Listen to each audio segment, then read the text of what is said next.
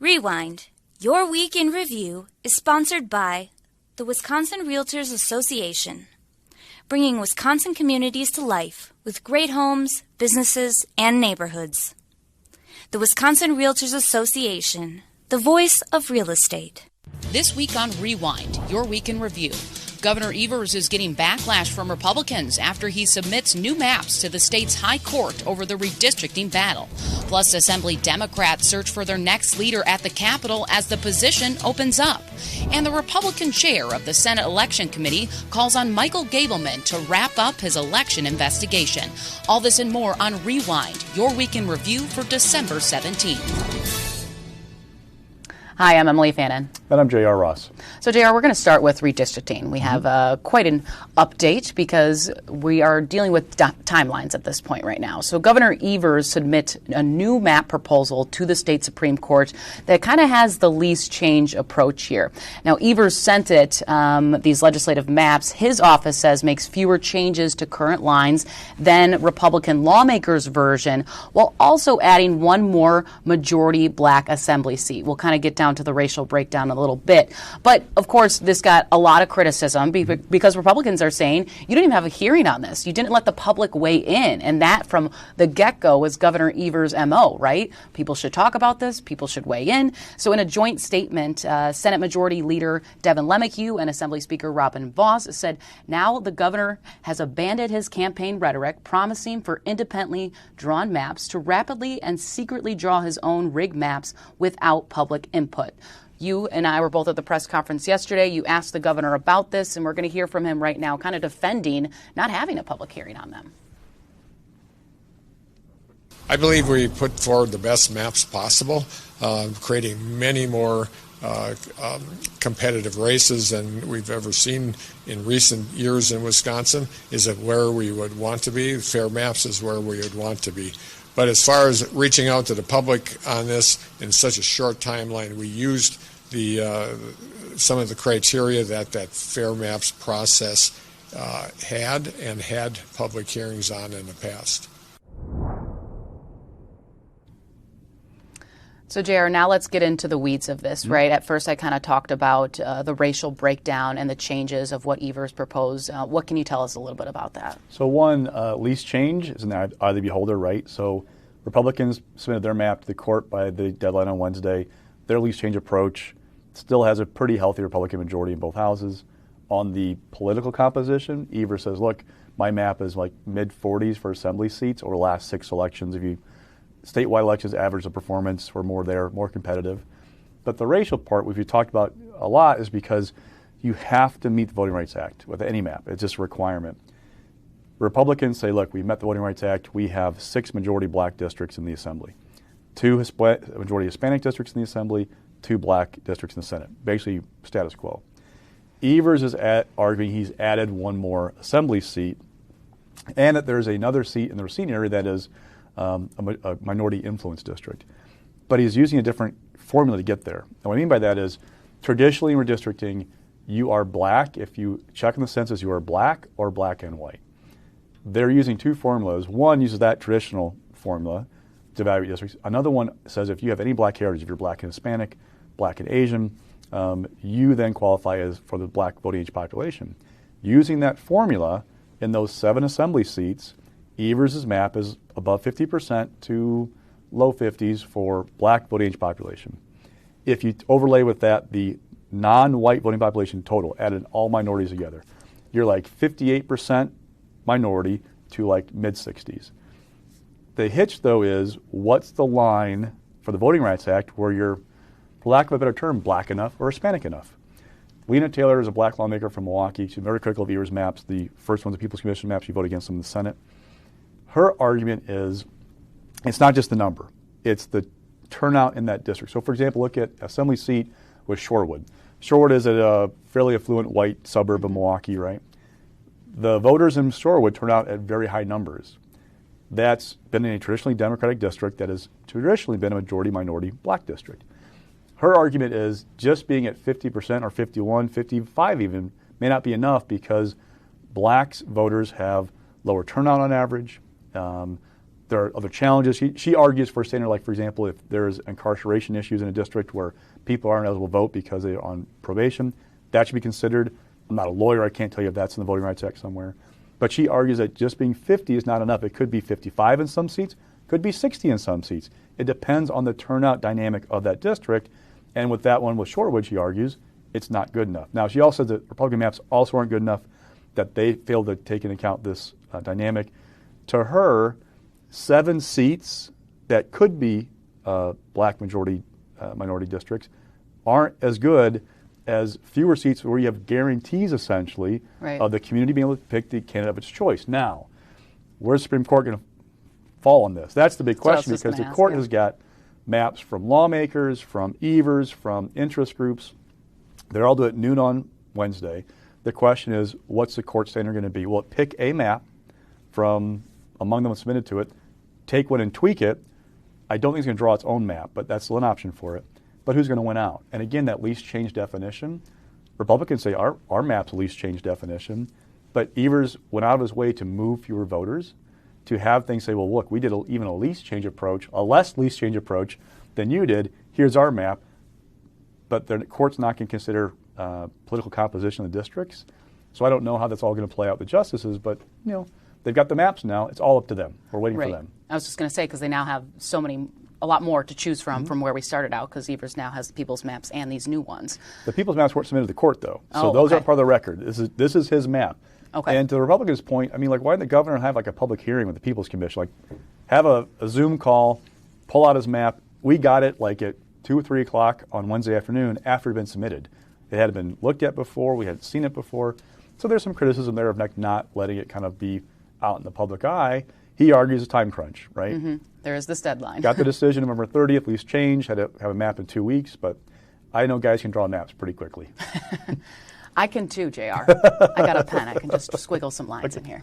The other big news of this week is there's going to be some shakeup in the Assembly for Democratic leadership, because Representative Gordon Hintz from Oshkosh formally announced that he's going to step down from the leadership post next month, essentially to have more time with his family and serve his district. Now, Hintz was first elected in the Assembly in 2006 and has been majority leader ever since former Representative Peter Barca stepped down from the post in 2017. Now, Hintz has 2 children. He said this in his statement, that he'll serve out the remainder of his term and then make a decision next year whether or not he'll seek re-election in 2022. Here's a quick quote from his statement. "I have been humbled and honored to lead the Assembly Democrats for the past 4 years, but I want to have more time for my district and my family, which includes 2 children under the age of 5. Now, this isn't the first time we've kind of, well, not the first time, but we're seeing, I guess, a lot of lawmakers recently saying either they're leaving their district altogether, they're going to do something else, move to the private sector, and now we're kind of seeing this shakeup in leadership as well. Before we kind of dive into this, let's bring up our next slide about kind of who's in, who's out, because there will be elections for some offices on Monday to replace Hintz and to seek the assistant minority leader position as well. So right now, we know for sure, JR, running for Hintz's old seat is Representative Greta Neubauer, a Democrat from Racine. Now we have another announcement that is leaving the assistant minority leader is Representative Diane Hesselbein. She wants to run for Senator Erpenbach's seat in the state Senate. Right now, everyone who is interested in Hesselbein's current seat is Representative Joni Emerson, Representative Jimmy Anderson, Representative Kaylin Hayward, and Representative Sheila Stubbs. So you've been kind of making calls on this, because on Monday we're going to learn more about who's going to make their speech and how they're going to pitch it to Democrats and who's going to take over these leadership roles. So first off, this is very unusual to have 2 leadership positions open up in the middle of a session. Interesting to note that Hintz became leader because Barca was kind of forced out over his Foxconn vote. Go back in 2017, Barca's district is right next to where Foxconn is. That was something he voted for his district, but it did so well Democrats because that made it harder for the message against that when their leader supported it. I've only seen a couple other instances of leadership changes. Both the other ones were under pressure as well.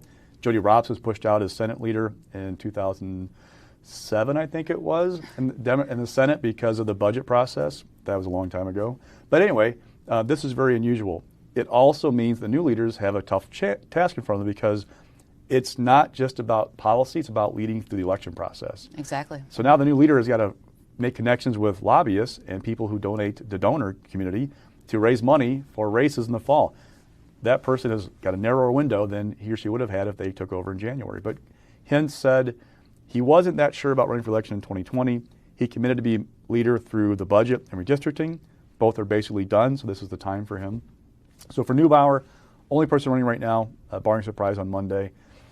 Challenge is going to be getting organized, getting a staff together, raising money. For the assistant's job, these things sometimes shake themselves out. As people make calls, they go, okay, I don't have the support that I need, so I might do something else. Jody Emerson, for example, was talking about running for the assistant's job, or the minority leader's job originally. After a day or two of that, she said, no, I'm going to run for the assistant's job once Diane said she's not running for, or she's going to step down in February. It's going to be interesting to watch the cases that all four make. Sheila Stubbs can say, look, I helped do the Speaker's Task Force on racial disparities. Yep, I helped shepherd those bills through. I got stuff done in a bipartisan atmosphere. Kalen Hayward, he's part of leadership right now. It's not the top rung, but he's part of leadership. Very young guy from Milwaukee. Milwaukee's still a power center for Democrats in terms of the Assembly and the Senate. Jimmy Anderson is from the Madison area, another power center, and Jody Emerson from Eau Claire. They're all fairly new, except for Anderson, who's almost like an old guy in the crowd. I was just going to say there's a little bit of an age gap, but he's been around. I mean, he's not that long, though. Like, true. I've got ties older than he is, I think. But so it's going to be fascinating to watch how this shakes out. And sometimes Democrats struggle with, well, if Greta's going to be the leader, and we have somebody else from Milwaukee, and then we're a Southeast Wisconsin-based leadership team, how do you diversify the ranks? Because Lisa Subeck is also in leadership, number 4 spot. Mark Spreitzer from Beloit, he's there. So for Emerson, she says, look, we have a Western Wisconsin person if I'm in leadership. And I don't know if it matters to the public a whole lot, but they make that case sometimes in leadership about should we all be from these power centers, and it reinforces the idea that we are a Madison and Milwaukee party, essentially. Yeah, and they're going to make their pitch on Monday when they do take these votes, and each of them will give their speech to Democrats. And like you said, a lot of things can change over the weekend. I mean, they're making calls now, they're going to make calls over the weekend, and maybe they just don't have the votes that they were hoping to have. Noteworthy, there'll be a transition for both jobs. So Gordon steps down January 10th, so Greta, or if there's a surprise challenge, will have a transition period to kind of get up to speed. Diane's not leaving until February 14th, so that new person will also have a longer transition period, but that'll help somewhat in getting kind of prepared for the rigors of the office.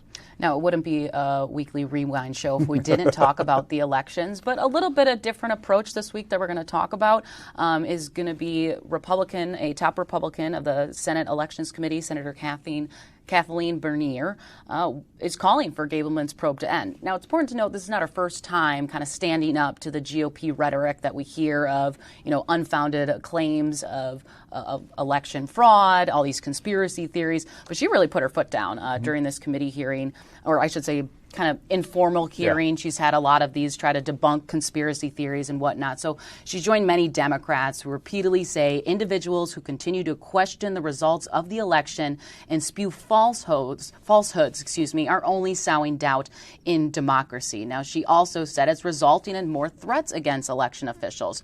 And this comes at a time where she also tweeted a few days afterwards this committee hearing that she's been contemplating retirement, but in quote, I may rethink it. Right-wingers are calling for my resignation is motivation. Let's hear from her on this committee hearing that was held on Monday. No election is perfect, but there is not evidence of intentional malfeasance, no evidence that the election in 2020 wasn't accurate. When Benjamin Franklin came out of the convention and our Constitution was created, he was asked, what kind of a government do we have? And he said, a republic if we can keep it. We're in jeopardy of losing it. This is a charade, what's going on with this constant drumbeat of all the massive voter fraud. There's a simple explanation for almost every single thing that people accuse election officials of doing. There's an explanation for almost all of it. And so I think the Gableman investigation should come to a close sooner rather than later. Jer, like I mentioned, this isn't her first time criticizing just election lies, I guess you can say, going on. But also, she said the investigation initiated by Speaker Voss and is put this whole Gableman investigation together. She also said that threatens to undermine their own party. And I don't know, between you and I want to get your opinion on this. I believe this is one of the only Republicans that have really put her foot down when it comes to Gableman's investigation and calling it to end, because we've seen several Democrats asking for this, just please stop. Yeah. So worth noting, while Kathy's being championed by Democrats for talking about Gableman, she also put a letter today with 24 Republican colleagues calling on the congressional delegation not to approve these Dem election bills that are pending before Congress right now. So she still believes that Republicans should have some local control, or there should be local control in elections, I should say. She doesn't want the Democratic priorities to take a precedence. Sorry. What's interesting is I talk to Republicans all the time who go quietly, this Gableman thing could be an issue for us. They're worried that the longer it draws out, it's going to not come to a conclusion that some Republicans want, which is they want to see Donald Trump back in office. They want to see people, penalized, put in jail, whatever, to say that the election was stolen. If it fails to produce those two things, and we all know that, one, you cannot turn over the election results in Wisconsin. They're done, signed, sealed, delivered. Biden won Wisconsin. Not going to change. I still have called the Racine County DA's office every week, multiple times, since the sheriff gave his presentation. There's been no charging decision out of that office. Kind of tells you something, right? It's been almost 2 months. So that's probably not going to happen, where people are going to be penalized, barring some turnaround. So then what? If Republican voters are disappointed by the results of the Gableman investigation and go, well, this is what I wanted, if it's released in March, April, May, June, pick your month next year, do they go, I'm not that excited anymore about turning out? There are Republicans who will argue that we need to get this done now to create space from the fall. They can then go pass more bills and say, look, we passed these bills, Evers vetoed them, he's the bad guy, he's standing in the way. Now, I just don't know how big that chunk of the base is. I've asked, and I get numbers all over the place about how many, base voters I think are really buying into this stuff, or really this is a passionate thing for them. But in a purple state, if it's 1 or 2% of the base, that's a problem. And also, we had a Marquette University Law School poll that showed a lot of people don't even know who Michael Gableman is. I would say a majority of voters that were surveyed in that. So is it really resonating with a lot of people? Who knows? Is it just a small base, like you said, of Republicans that are fired up about this, that are fully backing Gableman? Then you have the other, maybe people more northwestern of the state that don't follow everything that happens in Madison, that have no idea this is even going on, or don't keep tabs with it. And we know that best case scenario right now is Michael Gableman won't talk to the mayors of Madison and Green Bay until sometime maybe, maybe late January, early February, because next Thursday is the hearing on Call's motion to quash the subpoena for Megan Wolf. Best case scenario, Gableman talks to her after the holidays. The January 21st hearing, in the effort to basically detain the two mayors of of Madison and Green Bay, that's a briefing schedule. That means we're going to have briefs that could last into March, April. When's this going to end? Voss told us all this week, it's going to take longer.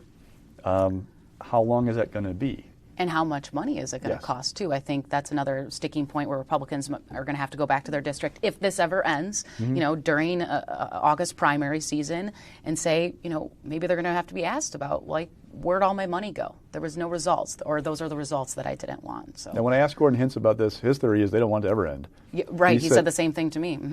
He believes that Republicans want to keep it going through the election to avoid any disappointment for voters. Right. And they can always say that there's an investigation going on, there's something off about 2020, and keep that alive. And we might just keep seeing Gableman having these reports, informational hearing in the Assembly Elections Committee, just giving little tidbits. It's almost teases at this point, though. He's not fully telling us the scope of his investigation. We know he's targeting those election grants that were funded by Mark Zuckerberg that was distributed to many municipalities across the state that Republicans have an issue with, and also looking into these claims of alleged voter fraud at the Racine County nursing home. So that's kind of all we know right now. We know who he's surrounding himself with staff members. So we shall see if we keep seeing these updates. But they're just little nuggets of information, I would call them, though. And now he's at an event with Rebecca Clayfish and praising her. I mean, if Gableman wants to send a message that he's going to have a fair, a balanced report, he's not doing a very good job of surrounding himself with people or taking public stands that would suggest, yes, this is an even-keeled investigation looking at the truth, not a partisan result. And when I asked Voss specifically about that, too, he's like, well, I want people on Gableman's staff who is questioning the election, a.k.a., in a sense, conspiracy theorists who Gableman has hired. So that's what he says. He wants people to prove those conspiracy theories may be wrong. But anyways, let's move on to our next topic is going to be bail reform. I think we talked a few weeks ago that criminal justice, tough on crime bills is going to be Republicans and Democrats' key issue, or one of the key issues heading into the new year. This week, I spoke to Attorney General Josh Kaul, who said he's supportive of a Republican bill that would reform the state's bail system. Now, Kaul said the Waukesha parade tragedy shows it's time to start updating its policies when a judge is determining a bill. Now, the Republican bill would essentially allow judges to consider how dangerous a defendant might be to the public when they are determining bail amount. Right now, the state's constitution technically doesn't say that. When I talked to Representative Cindy Duco, she says sometimes this is already happening in Wisconsin, but we should get it on the books. We know constitutional amendments kind of take 2 consecutive sessions to pass, so it's going to be a while. But Kaul wants to take it a little bit step further. He says he wants to look at the federal system when determining setting bail, which would essentially wouldn't allow someone, say I give you a $1 million bond or a bail amount, but you could pay it. So it would kind of eliminate those instances where someone who has money, who has resources, can still get out and they're still a danger to the community. So this is a theme that we're going to be seeing. We also heard Kaul said he doesn't want Milwaukee District Attorney John Chisholm to resign. He said he'd rather see that should be left up to the voters. So we're seeing a lot of this in the news about bail reform, about Chisholm, but might not see any developments on this until next year. Well, one of the nuances, because when I talked to Robin Voss, all these year-end interviews, he wants to do bail reform as well, but he still argues that there should not be a de facto prison sentence from being on bail, because he said if you're so reasonably innocent until proven guilty, if you can't get out on bail, you might lose your livelihood, lose your job, all these things, even if you're innocent. So how do you balance those things going forward? That's the nuance they have to deal with if they're going to do something legislatively. All right. Oh, I forgot to toss to our video. So sorry about that. Let's hear a little bit about Attorney General Josh Kaul. He's going to be talking about what the federal system uses right now and how that would look like in Wisconsin. I think the proposal to make sure that danger to the community can be taken into account when pretrial release decisions are made is a good one, and I do think we should make that change. But I don't think it goes far enough in strengthening our system, because I think that if we look at the federal model, it's more effective at protecting public safety. It's not a system where it comes down to some degree to ability to pay as to whether people get out. And so, you don't have a situation like you might in the state where somebody may have a high bail who's a danger to the public, but if they have access to resources, they might be able to get out. We're going to move on now to the COVID-19 pandemic. We know Omicron variants are spreading throughout Wisconsin. We talked on it a little bit last week, but I asked the governor during his press briefing yesterday, has he heard basically any update? It was last week he requested the federal government to send 100 FEMA workers to help really overwhelmed hospital staff right now. His update was that, I spoke to them this week. They're discussing it. Might have a plan worked out within a few days. And this kind of comes at a time when hospitals and long-term care facilities are entering a crisis mode as COVID-19 infections rise, and they're also dealing, like I said, with staffing shortages. So, this is something I don't think is going to go anywhere. I've been talking a lot about with hospital workers and people who, run hospitals across the state. And they're saying, yes, our beds are full with COVID patients, but we've been dealing with a staffing shortage even before the pandemic. So, there's been some Republican claims that, all the beds are full because of COVID-19 mandates. Well, there was a survey this week by the Wisconsin Hospital Association, and they actually showed that only 2% of employees of those surveyed are leaving because of vaccine mandates. So there's a lot of other different factors going on here than, what other people are saying about the real cause of the overwhelmed hospitals at this point. Anything you like to add about COVID, JR? No. Didn't really have it. It was like, I think I just did a quick little recap there. Just watching if they establish the hospital. Yeah. There's a need for that at some the point. field hospital. I also asked you about that. You said it's an option. His first option right now is to get these federal health care workers to start helping many hospitals who are struggling to keep up. Let's get to stock picks. This week, this was a big announcement. Tom Barrett is officially leaving his post after 18 years as the mayor of Milwaukee to be the Luxembourg ambassador. Yeah, well, it was surprising how quickly it went because there have been a lot of nominations from the Biden administration, especially on foreign affairs, have been held up. Ron Johnson, yesterday afternoon, I believe it was, said he supported the nomination. He was talking to his Republican colleagues to try and make sure there are no holdups. Now, why was that important? Because Ted Cruz and Josh Hawley of Texas and Missouri have been placing holds on all kinds of nominations, kind of mucking up the gears as they protest Biden's foreign policy. This thing came out of nowhere. It really did. I just saw it like late last night, and I'm like, wait, what? Well, I kept checking the calendar, too, of when it was going to be on. And then I think Johnson's statement yesterday kind of gave us a hint that maybe it was going to come down today. So Schumer made a motion for basically unanimous consent to bring it up, pass in a voice vote, and away we go. Now, what's key about this is when does Tom Barrett step down and when does the vacancy open up? If the vacancy is open by December 28th, the Common Council can call an election that will match up perfectly with the spring election. Primary in February, special election in April. If it's beyond December 28th, you can still have the primary in the April ballot, but then you have a special in May. Much past that, or past March 2nd, then you get in kind of this, when are you going to have an election? Then you might push it off into the fall. I'm pretty sure Republicans would want to have this before the fall because think about it, do you want to have one more reason for Milwaukee voters to turn out in November if you're a Republican? No. So getting this through helps in that regard. The question is, of the candidates to replace Barrett, who's it help? Right, to have a quick election. Well, if you're more funded, better organized, that would help.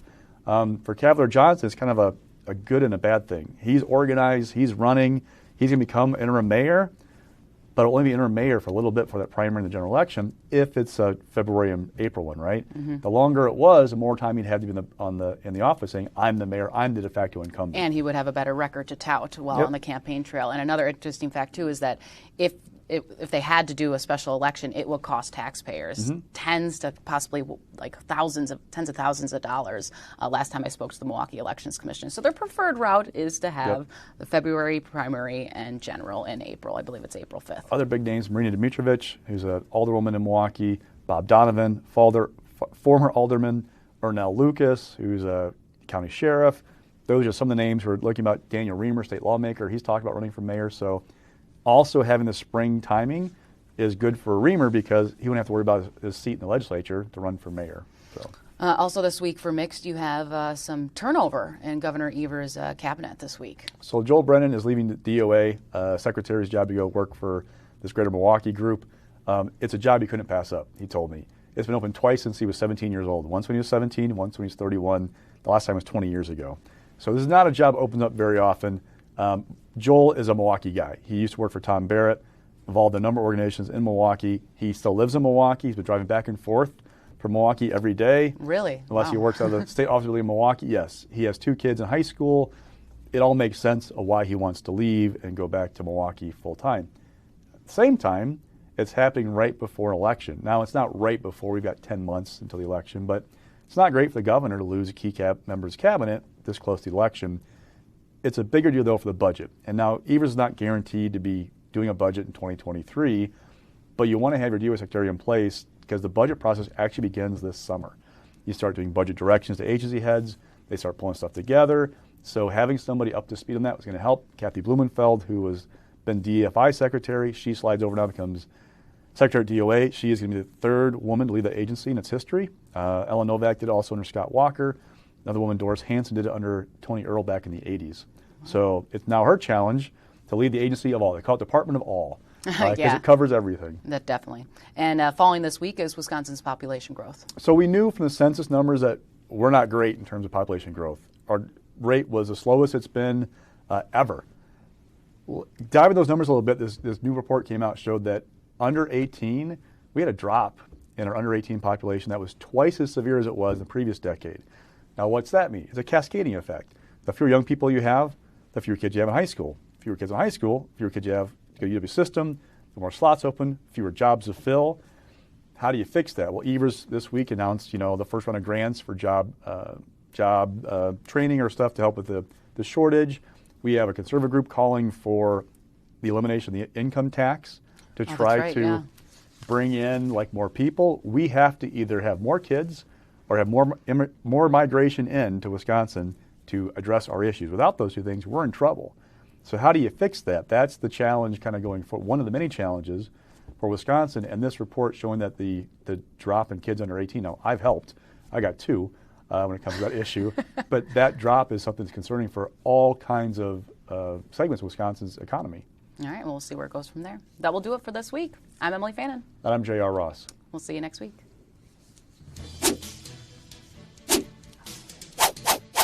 Rewind. Your Week in Review is sponsored by the Wisconsin Realtors Association, bringing Wisconsin communities to life with great homes, businesses, and neighborhoods. The Wisconsin Realtors Association, the voice of real estate.